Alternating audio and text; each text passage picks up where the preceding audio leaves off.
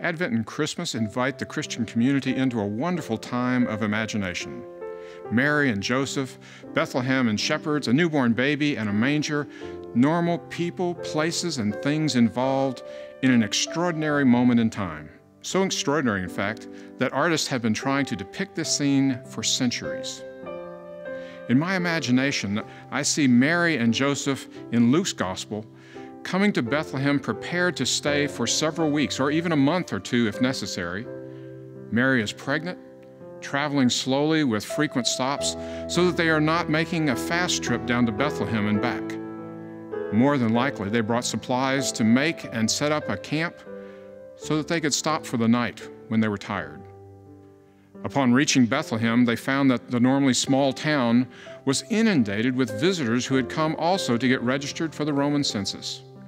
Too few registration tables had been set up to handle the lines of people, and way too few local inns were there to accommodate the demand for rooms.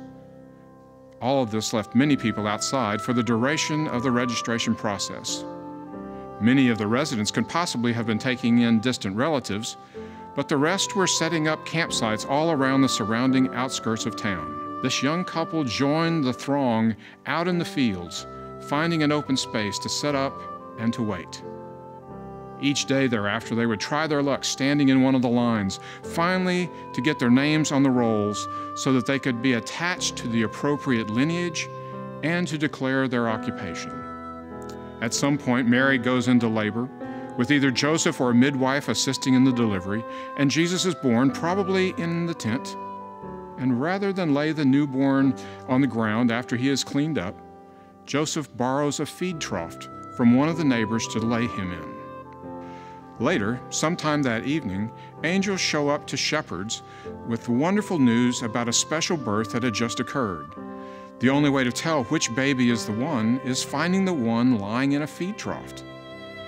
When the shepherds start out their search, they walk through many different campsites looking for this one particular baby with its parents. Luke says that when they found Jesus, they told what had happened to them a little earlier in the fields and that what the angels had said and about the heavenly rejoicing that they had witnessed. Their news was shared with Mary and Joseph and with those who were camped nearby, to the amazement of all, save, of course, for Mary, who quietly held them in her heart, remembering the words of Gabriel and what this would now mean to her, to Israel, and to the world.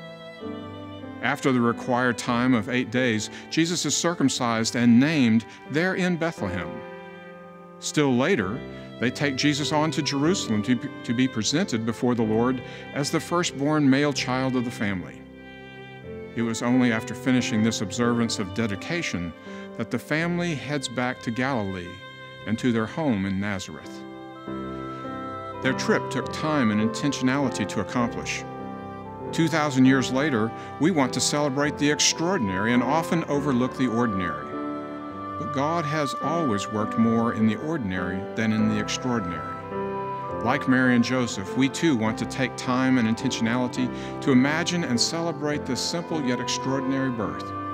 Let us give witness to what we have been invited to be a part of, with joy and with worship.